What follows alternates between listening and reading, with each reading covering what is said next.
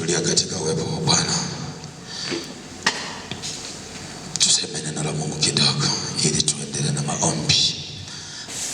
Jinsi ya kurejesha na kufufua vitu vilivyopotea. Jinsi ya kurejesha na kufufua vitu vilivyopotea.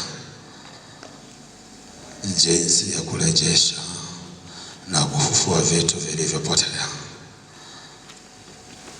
Jinsi ya kurejesha na kufufua vitu vilivyopotea. Kakipengele ka leo. Haleluya. Haleluya.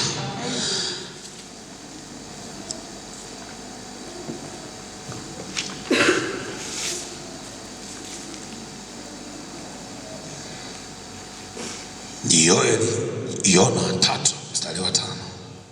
Yona 3 mstari wa 5. Nianze hapo moja kwa moja kwa sababu muda wetu ni kidogo. Bwana Yesu asifiwe. Napenda kuwa na maombi mengi kuliko kitu chochote kwa sababu maombi ni mashine. Ni kiwanda cha kutengeneza vitu. Maombi ni kiwanda cha kutengeneza vitu. Na hasa katika maombi ya toba. Haleluya. Maombi ya toba, maombi ya kujinyenyekeza ni njia pekee ya kufufua vitu vilivyokufa, hasa mahusiano. Bwana Yesu asifiwe. Maombi ya toba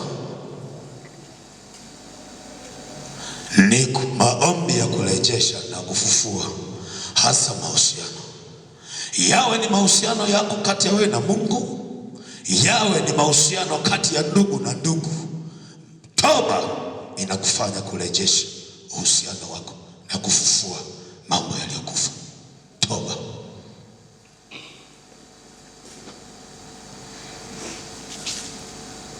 Ukiongeza ya maombi hasa zaidi yakiwa ya kufunga kati ya uhusiano ya wewe na Mungu, katika toba yako yawe ya kufunga, yana nguvu kubwa ya kurejesha uhusiano wako wewe na Mungu.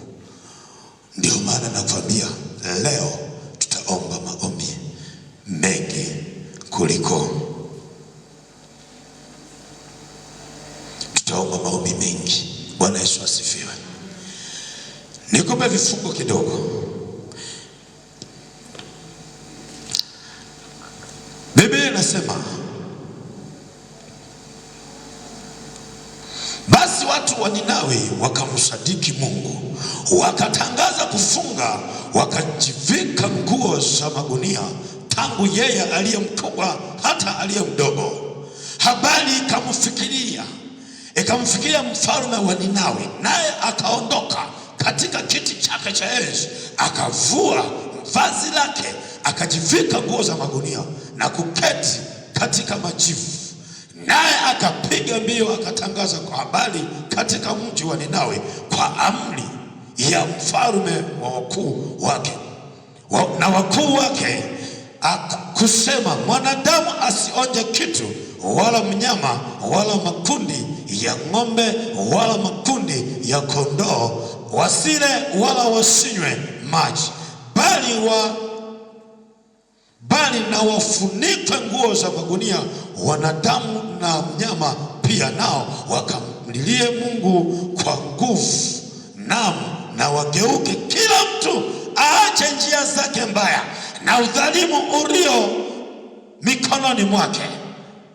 Ni nani ajuaye kwamba Mungu hatageuka na kughairi na kuacha hasira yake kali ili msiangamizwe?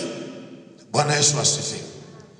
Ina maana Mungu ikiwa ameghadhibika kwa ajili ya jambo lile ambalo umeasi njia zake, ambalo umeenda kinyume, ambalo umetenda dhambi, kinachoweza kugeuza moyo wake ili apate kuingilia, ili upate kuwa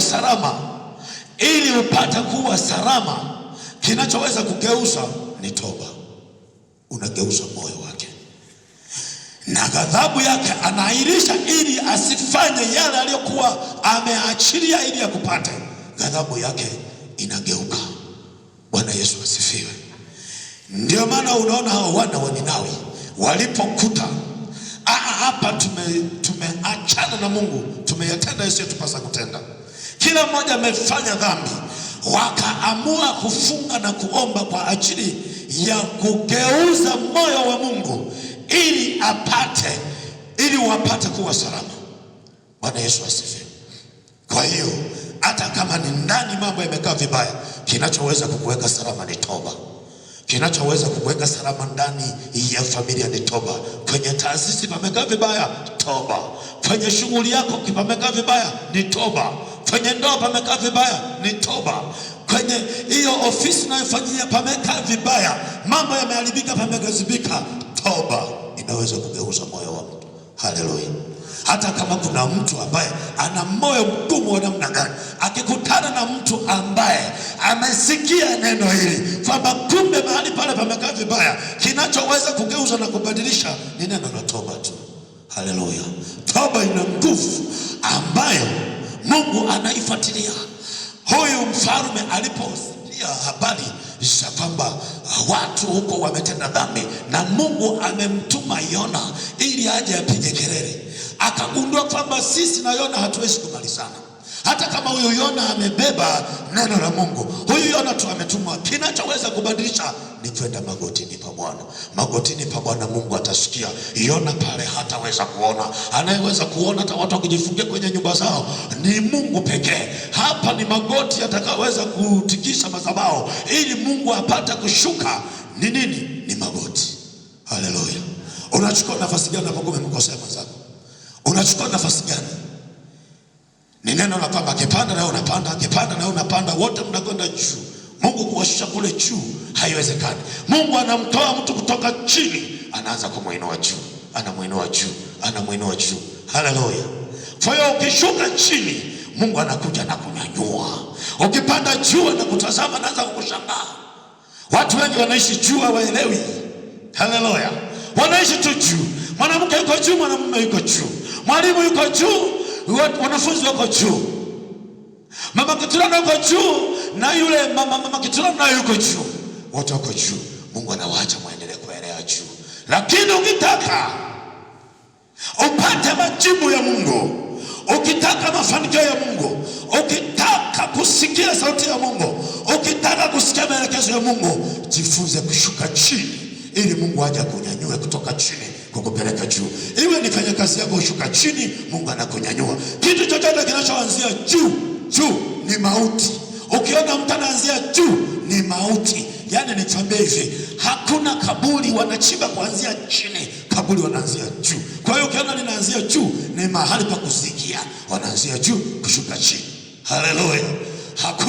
Hakuna nyumba wanajenga kuanzia juu, nyumba wanajenga kuanzia chini kwenda juu.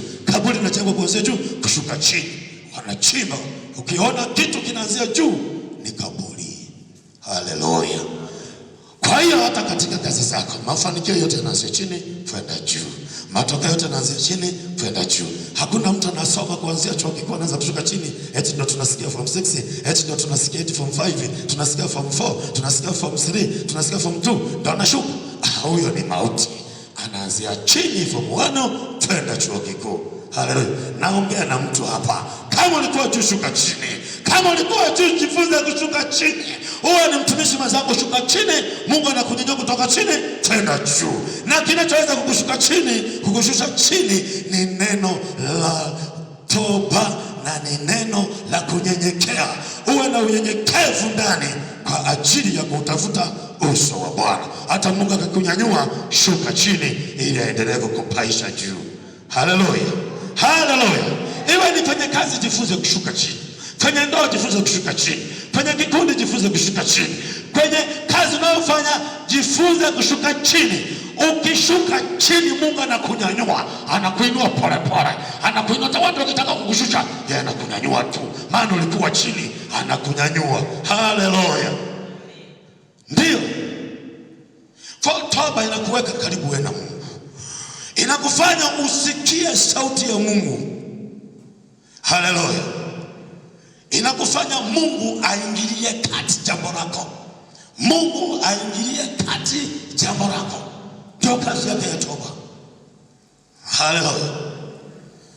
Kwa hiyo tunapoenda kuomba ujue unaenda kuomba kitu gani. Kuna mahali ambapo hapajakaa sawa, ndio maana Mungu anasema na wewe. Bwana Yesu asifiwe.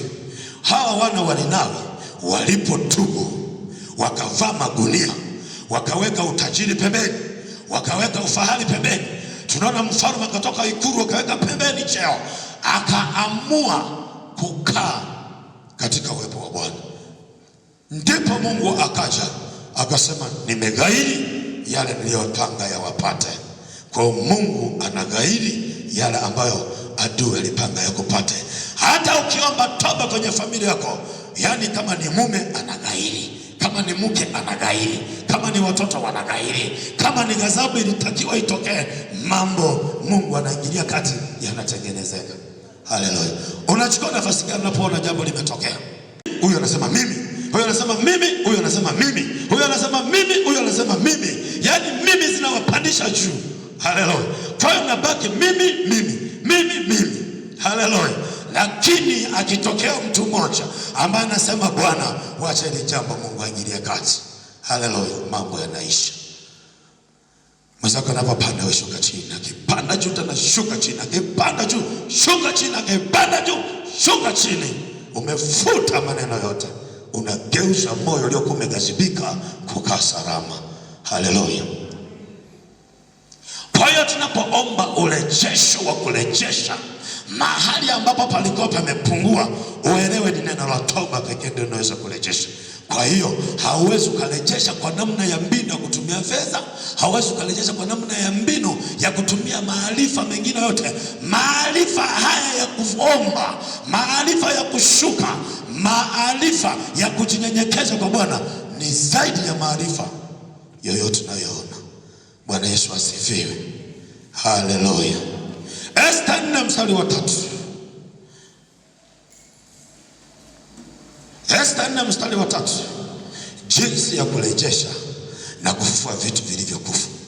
Ikiwa mahusiano yako yalikuwa yamekufa mahusiano, yani mahusiano yamekufa kabisa, jinsi ya kuyafufua ni wewe kujinyenyekeza, ni wewe kukaribia, ni wewe kutafuta maarifa kwa njia ya maombi, kwa njia ya kushuka, kutengeneza mbinu za kimbingu, sio kutengeneza mbinu za ghadhabu. Mwenzako anagazibika na unagazibika, hauwezi kutengeneza. Kwa hiyo hata kama ni kutengeneza mahusiano yako wewe na madhabahu, ni lazima uheshimu. Kama nilivyosema, madhabahu hajapata heshima, haina majibu. Mchungaji unamgazibisha, hawezi kaja kukuombea hapa. Yani yeye jinsi ya kuomba maombi yanabadilika. Hawezi kaomba vile alivyokuwa anaomba. Yani ukimkwaza kuna maombi yake ataka kuombea. Haleluya. Kwa hiyo jinsi ya kutengeneza mahusiano na yeye ni wewe kushuka. Kama umemkosea, Bwana nimekosa na kunirehemu, mambo yameisha. Haleluya. Mtumishi wa Mungu, sikia kitabu cha Esta. Esta 4 mstari wa 3. Jinsi ya kurejesha na kufufua. Haleluya. Esta 4 mstari ule wa 3. Biblia inasema, Esta 4 mstari ule wa 3, na katika kila jambo ambako amiri wa mfalme na mbiu yake imewasili, palikuwako msiba mkubwa kwa Wayahudi, na kufunga na kulia na kuomboleza, hata wengi wakalala juu ya gunia na majivu. Basi wajakazi wake Esta na wasimamizi wake wa nyumba wakamjia, wakampasha habari, naye malkia akahuzunika mno, akampelekea Mordekai mavazi ili kumvika na kumwondolea gunia lake, walakini yeye asikubali. Kisha Esta akamwita Hathaki, msimamizi wa nyumba, mmojawapo wa mfalme, aliyemwagiza amudumu. Esta akamtuma kwa Mordekai ili ajue mambo hayo na maana yake ni nini. Basi yule Hathaki akatoka nje, akamwendea Mordekai mwenye uwanda, kwenye uwanda wa mji uliopo mbele ya malango kwa mlango wa mfalme. Naye Mordekai akamwelekeza yote yaliyompata na hesabu ya fedha Hamani aliyoahidi kulipa katika hazina ya mfalme ili Wayahudi waangamizwe. Bwana Yesu asifiwe. Tunaona hawa watu mahusiano yamekufa kati ya Wayahudi. Mahusiano yamekufa, imepangwa Wayahudi wauawe. Hamani ametuma kwamba Wayahudi inatakiwa wauawe, lakini huyu Esther katoto kadogo kanafunuliwa kwamba hapa kitakachotusaidia hapa sio vita. Sisi hatuna silaha, hatuna mabomu, hatuna vitu. Akaamua kuingia akili ya maarifa ya hali ya juu ya kufufua yale mahusiano kati ya Wayahudi na wale watumishi wa Mungu ambao walipanga wauawe. Bwana Yesu asifiwe. Kwa hiyo jambo pekee la kurejesha mahusiano tunaona ni neno la toba. Huyu akaona hapa ni ili Mungu aingilie kati, twende mbele za Bwana. Mungu akatupigania, tutetee, tupate kibali kwa hawa watu ambao wamepanga Wayahudi wauawe. Kwa hiyo inawezekana kwa mahali watu wamepanga wauawe, lakini ukiingia msalabani Mungu anaingilia kati. Ukiingia msalabani hiyo ndoa haitakufa. Ukiingia msalabani hiyo kazi haitakufa. Ukiingia msalabani uhusiano wako na Mungu hautakufa, utafufuka hata kama ulikuwa umekufa. Bwana Yesu asifiwe. Haleluya. Kwa hiyo nataka nikwambie, kuna watu wengi mambo yamekufa kwa sababu ya kutokujua haya maarifa, jinsi ya kufufua uhusiano wako. Ni maombi ya toba, ni maombi ya kushuka na kunyenyekea, na ni kujinyenyekeza. Usipande mwenzako anapanda na unapanda, mambo yatakufa. Haleluya, haleluya. Kuna mtu Mungu anaongea naye hapa. Kuna mahali ambapo umekwama, ni kwa sababu ya wewe mwenyewe unapanda na mwingine anapanda, unapanda na mwingine anapanda. Kwa hiyo wote mnakuwa level moja. Kwa hiyo hata kwa Mungu, basi Mungu anapokutazama anatazama yale ambayo amekuagiza hayatendeki. Haushuki mbele za Bwana, lakini leo ni siku ya kushuka mbele za Bwana. Kuna mambo mengi hatujafanya kabisa. Mungu aliyoagiza hatujafanya kabisa. Kwanza nakwambia, hata mimi nasema hata kidogo, hata punje sijafanya kazi yake. Haleluya. Haleluya. Nataka nikwambie ndipo uone kwamba ni mahali gani ambapo inataka kurejesha. Kuna vitu vingi vimekufa kwa sababu hatujafanya ipasavyo. Kuna mahali Mungu amekutuma utoe sadaka, haujatoa, tayari vitu vinakufa. Kuna mahali Mungu amekutuma ukapeleke watu wakahubiri neno, hujapeleka. Kuna mahali Mungu amekupa ukatoe msaada, hujapeleka. Mambo yako mengi yamekufa. Uhusiano kati ya wewe na Mungu umepotea. Sijui ni wapi ambapo uhusiano umepotea. Kwa hiyo toba inakuweka karibu na Mungu, inainua mambo ambayo yalikuwa yamekufa. Tunaona Esther, Mungu anainua, Mungu anabadilisha moyo wa mfalme kwa njia ya maombi. Mambo yanaanza kubadilika pole pole. Esther baada ya kugundua moyoni mwake kwamba nimepata amani, moyo wa mfalme umebadilika. Akasema ya kwamba hata kama mfalme alikuwa amegazibika, kwa neno hili, kwa nguvu niliyoipata pale msalabani, kwa nguvu niliyopata kwa neno la Bwana, hata nikiingia, hata nifanye kitu chochote. Haleluya. Zaidi yote atanikimbilia, zaidi yote ataning'ang'ania, zaidi yote itamvuta. Haleluya. Kwa hiyo unaona maombi hayo yanavyoweza kumvuta mtu, yanavyoweza kuvuta na kufuta na kuvunja ufalme mwingine wote na kusimama. Maombi yana nguvu. Kushuka kuna nguvu ya kufufua na kuinua mambo yaliyokuwa yamekufa. Haleluya. Kwa hiyo ndio kazi yake. Maombi yanakufanya uvute sauti ya Mungu, uvute sauti ya Mungu. Katika kusikia sauti ya Mungu, kusikia Mungu anachosema, ni njia ya maombi. Hamna kitu kingine. Haleluya. Ni njia ya kushuka, ni njia ya kutulia kwenye maombi, ni njia ya kutulia katika uwepo wa Bwana, ni njia ya kutulia peke yako, ni njia ya kutulia kati ya wewe na Mungu. Mungu anajifunua. Bwana Yesu asifiwe. Kwa Kwa kuna mahali pengine umekwama, haihitaji kushindana kwamba amefanya nini, kutafuta solution. Solution ni magotini. Mungu anainua mambo mengi kwenye magoti, mengi yaliyokuwa yamekufa yanafufuka. Haleluya. Na yaliyokuwa yamekuinukia mabaya yanakufa. Mungu anageuza maneno mabaya kuwa baraka. Haleluya. Kwa hiyo ni njia pekee ya kufufua na kurejesha mambo yaliyokuwa yamekufa. Haleluya. Daniel, nasoma haraka kwa sababu nataka tuende kuomba. Nataka tuombe japo angalau dakika kadhaa kwa ajili ya maombi, kwa ajili ya neno la Kristo. Daniel 10 mstari ule wa pili. Daniel 10 ule mstari wa pili.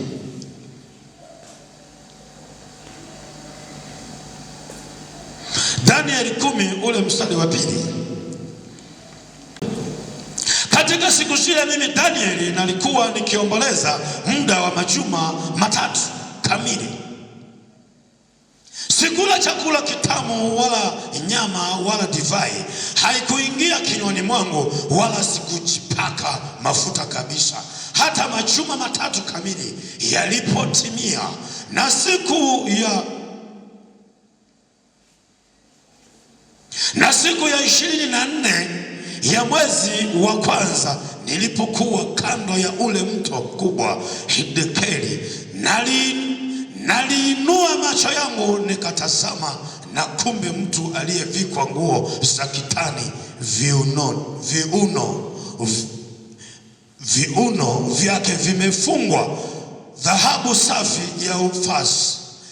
Mwili wake pia ulikuwa kama zabarajadi safi, na uso wake mfano wa umeme, na macho yake kama taa za moto, na mkono wake na miguu yake rangi yake kama shaba iliyosuguliwa sana, na sauti ya maneno yake kama sauti ya umati wa watu.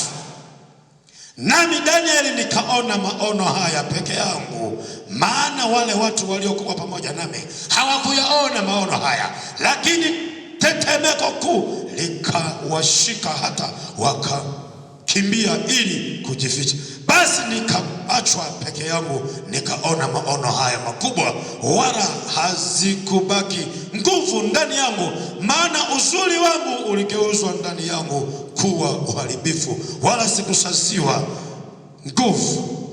Walakini nalisikia sauti, hili ndio neno la Bwana, maneno yake, nami niliposikia sauti ya maneno yake, ndipo niliposhikwa na usingizi mzito, na uso wangu umeuelekea nchi. Na tazama, mkono ukanigusa, ukaniweka juu ya magoti yangu na vitanga vya mikono yangu, akaniambia, Danieli, mtu upendwaye sana, yafahamu maneno nikuambiayo, ukasimame kiwimawima, maana kwako nimetumwa sasa. Na aliponiambia neno hili, nalisimama. Ndipo akaniambia, usiogope Danieli, kwa maana tangu siku ile ya kwanza ulipotia moyo wako ufahamu na kunyenyekeza mbele za Mungu wako, maneno yako yalisikiwa, nami nimekuja kwa ajili ya maneno yako. Lakini mkuu wa ufalme wa Uajemi alinipinga siku 21. Bali tazama, huyo Mikaeli, mmoja wa hao wakuu wa mbele, akaja kunisaidia, nami nikamwacha huko pamoja na ufalme wa Uajemi. Haleluya. Nasoma marefu haya makusudi. Sitaki kusomea kaneno kamoja kale ambako kanakuwa kama vile kanyundo fulani. Uelewe neno la Bwana. Tunaona kabisa huyu mtumishi wa Mungu Danieli anasema ya kwamba, nilipokuwa nikiziungama dhambi zangu, yani nikitubu, nikiomboleza muda wa majuma matatu, sikula chakula kizuri, wala sikujipaka mafuta mazuri, wala kinywaji kizuri. Ulikuwa ni mfungwa ili kutafuta uso wa Bwana, akitaka kurejesha. Sauti ya Mungu ilikuwa haisikiki, sauti ikashuka. Malaika walikuwa hawashuki, malaika wakashuka. Kilichowavuta malaika ni maombi. Kilichovuta sauti ya Mungu ni maombi. Kilichovuta kurejesha na kumwambia Danieli, nimekuja ili kukupa akili, nimekuja ili kukupa ufahamu, nimekuja kukufahamisha atakao kuwepo baadaye. Ukitaka kujua yanayokuja mbele, yanayokuja mbele ni maombi. Hakuna kitu ni kutulia katika uwepo wa Bwana. Kwa hiyo maombi yanakupa kujua yanayokuja mbele. Maombi, yani kushuka mbele za Bwana, kunakupa kujua yanayokuja, kujua yapasayo kuyafanya. Hata katika kazi yako, unapenda kufanya kazi, lazima ujue naenda kufanya kazi hii na hii, sio kwenda kufanya chochote. Ukifanya chochote utapata chochote. Haleluya. Kwa hiyo lazima ujue naenda kufanya nini, saa ngapi, muda gani, nitamaliza saa ngapi, na ni kipindi gani nitapata, na ni kipindi gani nitaondoka. Hayo mambo ni lazima ujue. Huyu Danieli aling'ang'ana muda wa siku majuma haya matatu. Majuma matatu.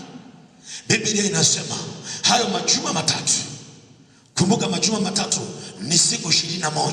Lakini huyu malaika siku ya 24 ndipo tunapoona kwamba anazungumza naye. Angeomba muda wa siku 3, ina maana malaika walikuwa bado hawajatibuliwa kule mbinguni. Siku ya 20 Mungu akasema, huyu mtu anayenipigia kelele, huyu mtu anayepiga kelele, huyu mtu anayezidi kushuka, huyu mbona nimetuma malaika, mbona amekwama, sioni kwamba amerudisha majibu. Akaongeza kuendelea na maombi. Akaongeza kuendelea na maombi. Kama jana tulisoma Elia, anasema alipotuma yule mjumbe mara ya kwanza, akagundua kwamba hapa ni kama sijafikia bado, wacha nipande kileleni kabisa. Nikienda kileleni, huyu Mungu wangu najua kabisa wingu la mvua linakuja. Haleluya.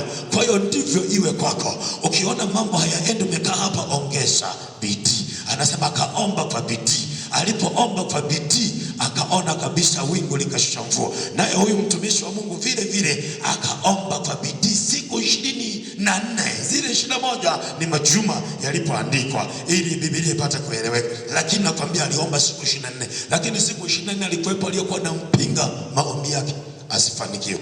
Haleluya. Haleluya. Unaona jinsi gani tunapoenda kwenye toba, uombe kwa namna gani? Ni mahali gani ambapo unaona hapajakaa sawa? Kuna mambo umekwama kwa sababu ya kutokukaa sawa, na mambo mengi tumekwama kwa sababu ya kutokukaa sawa. Ili urejeshe mahusiano, ni neno la toba tu, hakuna kitu kingine. Ili urejeshe uwepo wako na Mungu, ili vitu vilivyokufa vifufuke. Kuna mambo yako mengi yamekufa kwa sababu ya kutokusikia sauti ya Mungu vizuri, kwa sababu ya kutokutii sauti ya Mungu. Bwana Yesu asifiwe. Haleluya. Kwa hiyo waweza kubadilisha maamuzi ya Mungu kwa maombi ya toba. Waweza kubadilisha maamuzi ya ufalme wowote kwa maneno ya toba.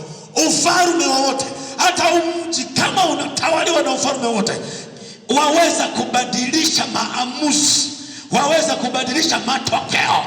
Tena watu wachache ndio wanaoweza kubadilisha, sio watu wengi. Unanielewa ninachosema? Wakina Danieli walikuwa watu 3. Walibadilisha maamuzi ya maprofesa, wachawi, waganga na washirikina, maamuzi ya mfalme. Biblia inasema moyo wa mfalme alishindwa kulala usingizi. Siku hiyo hakuletewa vitu vizuri wala vinanda havikuletwa kwa sababu ya Danieli. Watu 3 wanabadilisha maamuzi. Waweza kubadilisha maamuzi yako, yanaweza kubadilisha. Na pili, waweza kupiga vita ta watu elfu na maelfu na maelfu peke yako. Maamuzi. Hujasoma kile kitabu cha watu walioamua wakoma? Wale 4 walifukuza majeshi ya watu elfu na maelfu, wakakimbia. Kishindo kikawa kikubwa na vitisho. Kumbe ni watu wachache, wako 4 tu, watu 4 tu. Kwa hiyo usiogope, mko hapa watu hapo, tusifikiri mko wachache. Ungefunuliwa uone maelfu ya watu waliojaa hapa. Ungefunuliwa uone maelfu ya malaika wanaotumia hapa. Ungefunuliwa uone maelfu ya malaika waliojaa hapa. Watu jinsi walivyo wengi mahali hapa. Wewe waweza kubadilisha mji wa Mbeya, jiji la Mbeya, taifa la Tanzania. Wewe hivyo ulivyo waweza kubadilisha. Akina Danieli walikuwa watu 3. Walibadilisha moyo wa mfalme, wakaamua kubadilisha, kugeuza. Ufalme ukazidiwa. wameimarisha madhabahu na nguvu. Wanapokuja kama tetemeko, Danieli. Haleluya, haleluya. Kwa hiyo neno la toba linaweza kufufua na kubadilisha na kugeuza. Yaani unaposema narejesha, rejesha uhusiano. Ndio maana nimesomea neno la mwisho ambalo kwamba kama mtatubu nitarejesha miaka yenu iliyoliwa. Kama mtatubu nitarejesha miaka yenu, nitarejesha vitu vyote vilivyoliwa. Anaposema vilivyoliwa ni pale ulipokuwa unaenda msibani, ni pale ulipokuwa unaenda kutoa mahali ambapo uchukui kitu, ni pale ambapo ulifunga safari za hasara ambazo zilikuwa hazileti kitu, ni pale ulipolima hauoni matokeo, ni pale ulipofuga haukuona matokeo. Bwana anasema ya kwamba ulikuwa umemkosea na hujaweka bajeti ya kwake za kwako zote mwezi wa kwanza mpaka wa 12. Ndio maana anaingia katika kama hii ya pango bila wewe kujua, anachukua fungu lake analiweka, anasema nitarejesha. Kwa hiyo rejesha kwa mahusiano yako kwa kuomba toba na rehema mbele za Bwana. Tuende mbele za Bwana. Bwana Yesu, tumekuja kwako. Basi Bwana, sauti unajua mahali ulipokwama. Miaka inaenda tu imeliwa, miaka inaenda tu imeliwa, miaka imepotea, miaka inaenda tu. Kule kurudia jambo ni kwa sababu vitu vimekufa. Unavifufua kwa njia ya maombi. Nenda mbele za Bwana. Mungu wetu ni hai, tunakuinulia macho yetu juu, tunaomba toba na rehema. Miaka yetu iliyoliwa Baba, Mungu tunaomba urejeshe utokao kwako Yesu Kristo. Mungu, kuna mahali tumekwama, tunahitaji msaada wako. Tunaomba rehema, tunaomba toba. Omba toba kwa kinywa changu, sinyamaze. Na kushangaa sana na nyamaza. Omba toba, kuna mahali umekwama. Omba toba kwa ajili ya kanisa. Omba toba kwa ajili ya vikundi. Omba toba kwa ajili ya Bwana. Omba toba kwa ajili ya shughuli zako.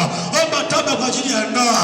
Hizo ndoa zimekwama, hizo ndoa zimekwama, huduma zimekwama, watoto wetu wamekwama, hata kusoma wamekwama.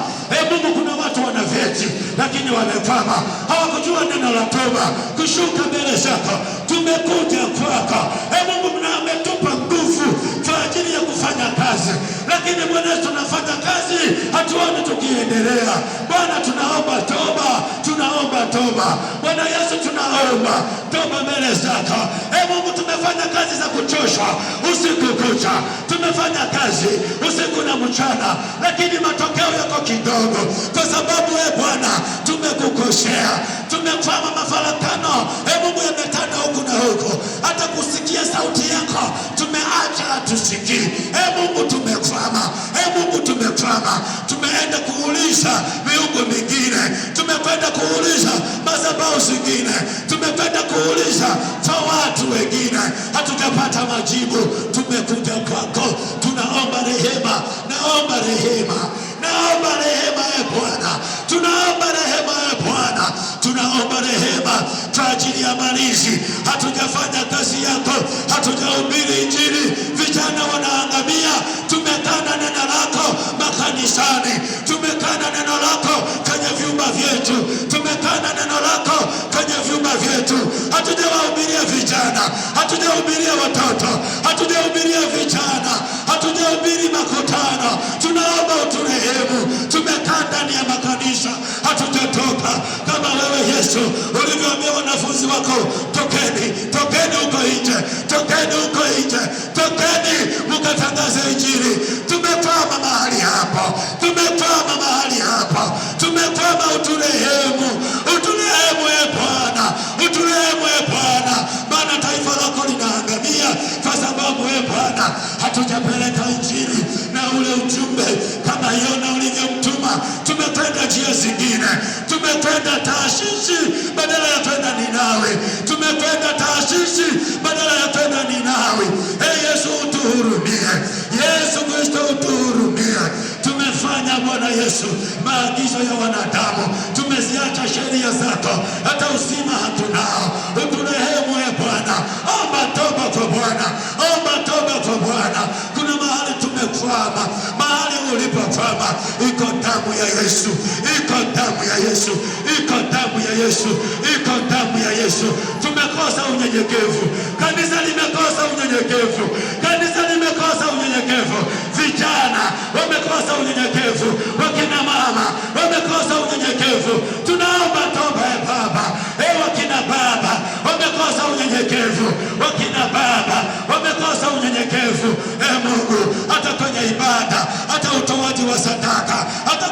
kulia na kunyenyekea, tumekosa mbele zako.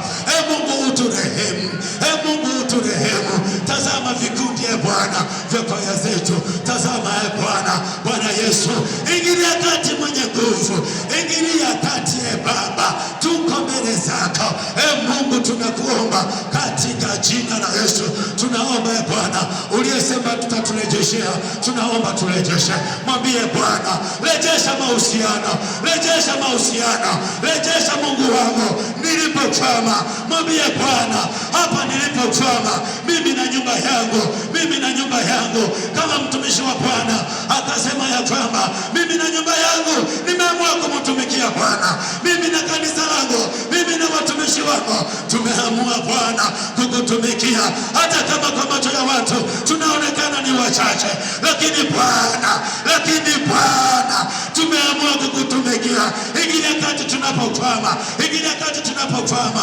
Mwambie Bwana Yesu, mweleze mambo yako. Mwambie Bwana, nimekwama katika eneo hili. Mwambie Bwana, nimekwama katika kona hii, nimekwama katika eneo hili. Kuna dhambi inanitesa, kuna dhambi inanisumbua, kuna dhambi inaniburuza, kuna dhambi inaniburuza kanisa, kuna dhambi inaburuza marishi, kuna dhambi inaburuza bea. Ni dhambi ya tamaa, ni dhambi ya tamaa, ni dhambi ya tamaa, ni dhambi ya tamaa, ni dhambi ya tamaa. Yesu, ingilia kati. Hii tamaa inaua vijana, inaua watoto, inaua tamaa ya fedha, tamaa ya mambo ya dunia imewajaza watu kwa waganga. Yesu, ingilia kati. Mauaji yanainuka kwa sababu ya fedha. Yesu, ingilia kati. Tumeziacha sheria zako Mungu ni hai, tunaomba uturehemu, tunaomba uturehemu. Rejesha mahusiano, rejesha mahusiano, rejesha mahusiano. Hata nyumba nyingi zinavunjika kwa sababu ya tamaa, kwa sababu ya tamaa. Kazi nyingi zimeharibika, kazi nyingi watu wamefukuzwa kwa sababu ya tamaa, kwa sababu ya tamaa. Wamejaa watu kwa waganga kwa sababu ya tamaa. Tunaomboleza kwako wewe Mungu, ingilia kati katika damu ya Yesu, katika damu ya Yesu. Damu yako Baba inayoweza kuondoa mitego ambayo watu wameitega huko nje. Kuna wanyama wakali huko nje, kuna mitego huko nje, kuna mauti huko nje, kuna makaburi huko nje, kuna vita, kuna vita. Damu ya Yesu, tuondolee vita, tuondolee vita, tuondolee vita, tuondolee vita, tuondolee mitego, tuondolee mauti. Ni damu yako. Mauti Bwana iliyotumwa, iko damu yako. Mauti iliyotumwa, iko damu yako ya kututetea. Bwana, turejeshe yale yaliyoliwa, turejeshe yale yaliyoibiwa, turejeshe yale yaliyoharibika katika damu ya Yesu, katika damu ya rehema, katika damu ya rehema. Bwana Yesu, tushike mikono. Bwana Yesu, tushike mikono. Tunashuka kwako Mungu, tunashuka kwako Mungu. Endelea kuomba kwa Bwana neno la toba, endelea kutubu kwa ajili ya watoto wako, tubu kwa ajili ya nyumba yako, tubu kwa ajili ya biashara yako, tubu kwa ajili ya mifugo yako, tubu kwa ajili ya madhabahu, tubu kwa ajili ya wachungaji wamekata tamaa hata kuhubiri, wamekata tamaa. Tubu kwa ajili ya manabii wameonyesha vitu badala ya neno la Bwana. Tubu kwa ajili ya mitume wameonyesha magari na nyumba badala ya Bwana ya neno lako, badala ya kusema kweli. Tubu kwa ajili ya wakina mama wamehubiri neno la mwili badala ya neno la Bwana. Tubu Bwana, tubu kwa ajili ya vikundi wamewaimbia wanadamu badala ya kumwimbia Mungu. Tubu kwa ajili ya vijana wanawaimbia wanadamu badala ya kumwimbia Mungu.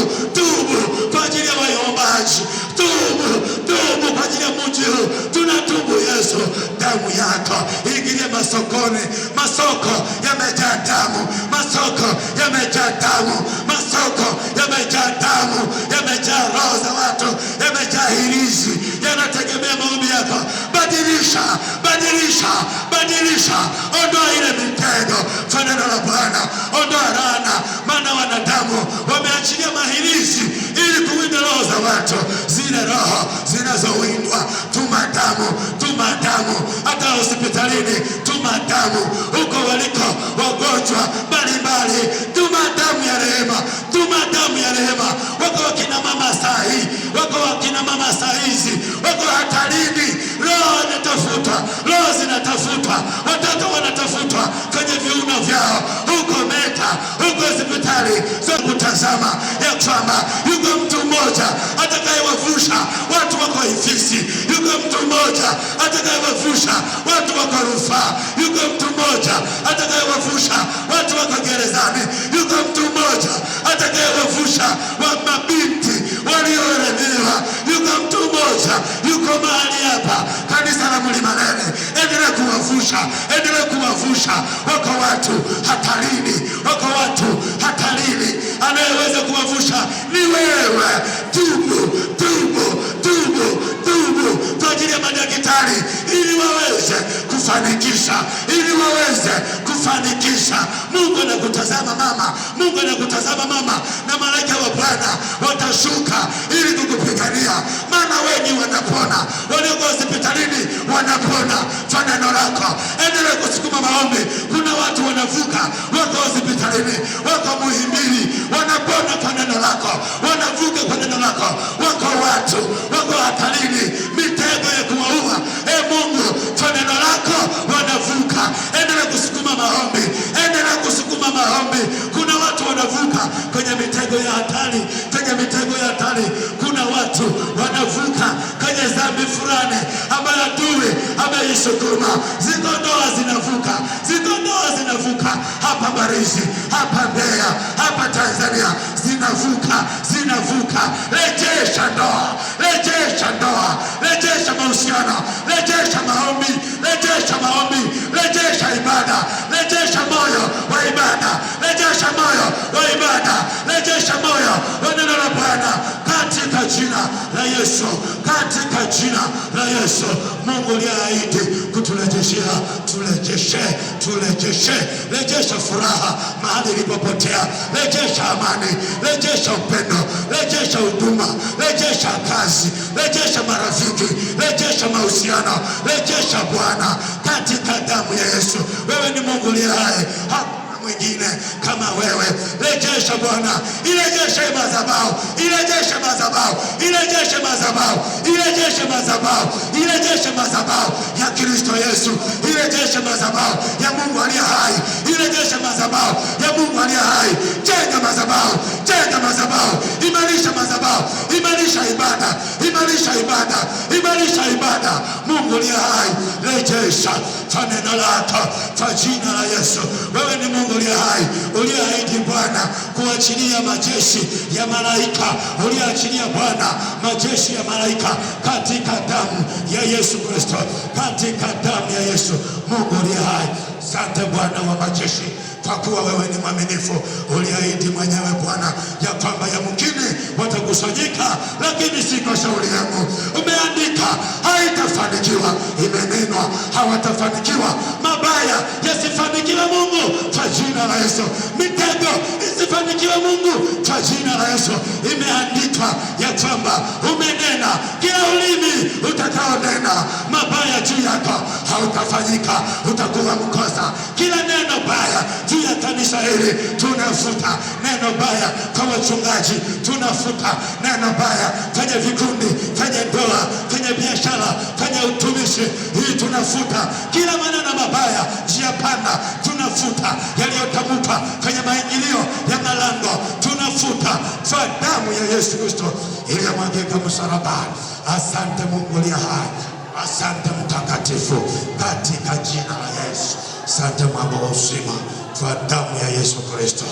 Asante Mungu aliye hai, asante Jemedari wa vita, asante Yesu, asante Bwana kwa urejesho, asante kwa kuwa Mungu umesikia, katika jina la Yesu Kristo wa Nazareti hai.